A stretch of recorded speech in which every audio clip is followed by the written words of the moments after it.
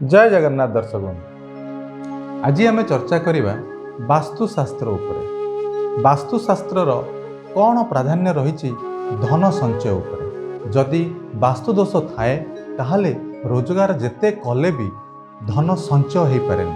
तेणु आज टॉपिक होची कौन एमती वास्तुदोष घरे थाए जहाद्वारा रोजगार कले भी नियंट पड़ थाए।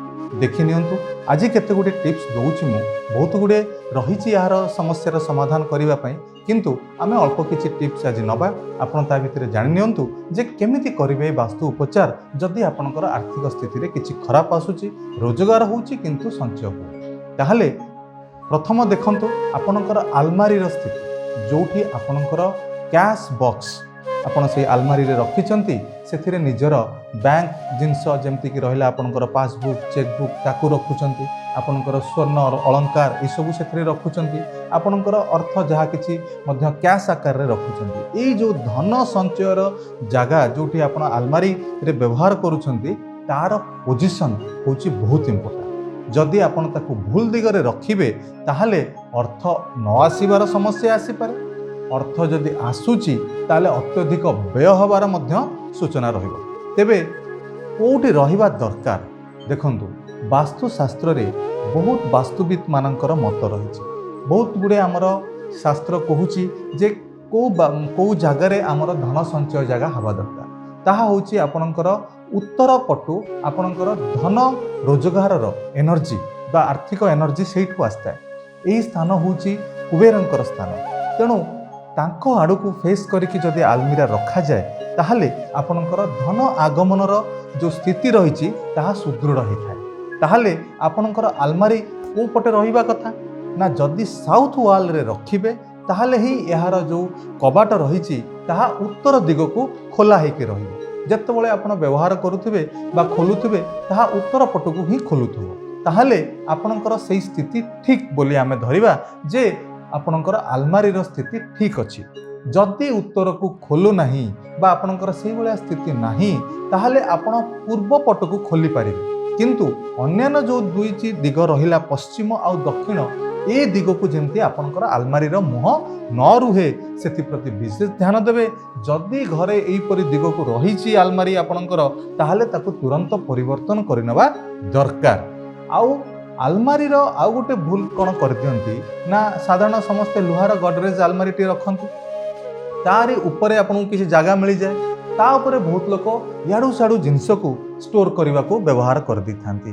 पुराना बैग किसी ता उपरे रखी दी थांती, ता उपरे किसी आपणकर विभिन्न प्रकार जहाँ भी आपणकर डेली व्यवहार होनी किंतु ता उपरे रखी दउचंती, ता देहरे अलंदू लगी जाउची, किछि मळी लागिक रही जाउची। एही परि जदि स्थिति रहुची ताहले मध्य उत्तर दिग को खोला रखिथिले भी आपणकर आर्थिक स्थिति ठीक रहिबो नाही। बुझिपारले? तेणु यही इम्पोर्टाट कथाटी कि उत्तर दिग को आपणकर आलमारी मुह रहिबा दरकार एवं आलमारी उपरे कौनसी प्रकार एपट सेपट बा याडू सियाडू जिनस को स्टोर करिके रखिबा भल नुहे, किंबा सेथिरे आपण कौनसी प्रकार अंधु बा आपणकर मैला ए सब जेमती लागिकी न रुहे। कहीं ताहा होची माँ लक्ष्मी का स्थान हिसाब से आम धन देवता बा अधिष्ठात्री देवी होचंती माँ महालक्ष्मी। एवं जेतेबेले आमर सेठी धन जगह रही माँ लक्ष्मी का स्थान बोली कहूचे तो सब माँ लक्ष्मी कोठी रुहंती? सफा सुतरा जगह सुगंधित जगह ये जगार होची मांकर बास। तेणु आमर धन धान्य स्थिति को ठीक रखा आम जो जगार धन संचय करुचे रखुचे ताकू मध्य सफा सुतरा रखा दरकार। तेणु विशेष ध्यान यही आलमारी दिग एवं तार स्वच्छ बा तार जो स्वच्छता उपरे विशेष ध्यान देवे। ता सहित आलमारी भितरे केबे भी हेले आपणकर मैला वस्त्र बा एपट सेपट जिनस किछि ता भितरे भी रखिबे नाही। ता भितरे सबले आपणकर सफा सुतरा हितिबा ड्रेस जदि रखुचंती ताहले ठीक भल एकदम सजेइकरी क्लीन करिकरी एमती करिकरी आपण आलमारी को व्यवहार करंतु।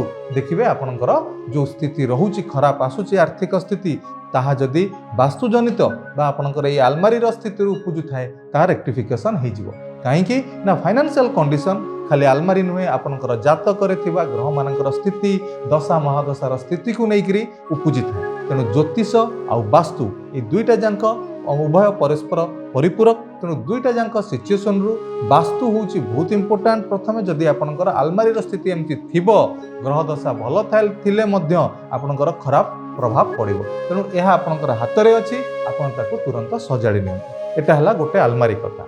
द्वितीय को जीवा धनर स्थितिर जदि खराब अवस्था रोचे ताहा होची आपणकर घरे व्यवहार करुवा मिरर को लेकिन, तेणु ये मिरर स्थिति ठीक रहिबा दरकार। मिरर बहुत जगह मु देखुची लोक उत्तर आड़ को फेस करके रखी दउछन एवं आ गोटे होची पूर्व आड़ को फेस करके रखुचंती, ताहा मध्य आपणकर पाई आर्थिक क्षतिर सूचना।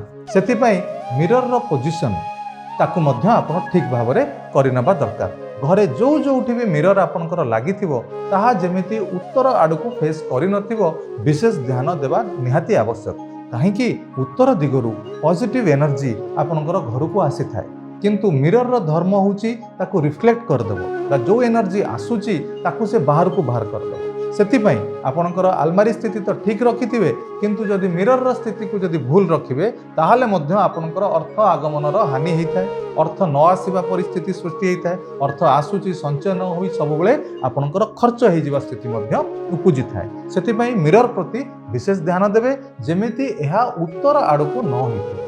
आपण जोठी भी थाउ मिरर बेडरूम मिरर आपण ठीक कर दूचंती, किंतु घरे आउ गोटे जगह मिरर रखिथिबे जोठी की बेसिन रखिक निजर व्यवहार करुथिबे, किंतु तार दिग जदि उत्तर दिग को होइथिबो ताहाले मध्य क्षतिकारक। सेतिपई घर भितर पूरा देखि नियंतु कोठी कोठी आपण मिरर लगेइचंती ताहा जेमिति उत्तर दिग को न अछि बा उत्तर दिग को जदि अछि ताल डायरेक्शन को तुरंत चेंज कर दियंतु। देखंतु एमती आहरी बहुत गुडे टिप्स अछि। आम जेहेतु ये दुईटा टिप्स को आपण विशेष ध्यान दियंतु आ तुरंत जदि आपनकर घरे ये परिस्थिति अछि ताहले आपु परिवर्तन करंतु। आ मु ग्यारंटी देबी आपण किछि दिन भितर निजर एई जो स्थिति रे सुधार निश्चित देखि परिबे। तेबे जानिले आपणकर कि जो आर्थिक स्थिति जदि असुविधा रोची आलमारी आ मिरर स्थिति को केमिति सुधारी पारिबे। तेबे आगामी आ गोटे टॉपिक रे पुणी नुआ टॉपिक मु आपन पई नै आसीबी एई वास्तुशास्त्र को नेकरी, जहा आपन को निश्चित भाव में लाभान्वित करिवो। एठी रहूची मते विदाय दियंतु। जय जगन्नाथ।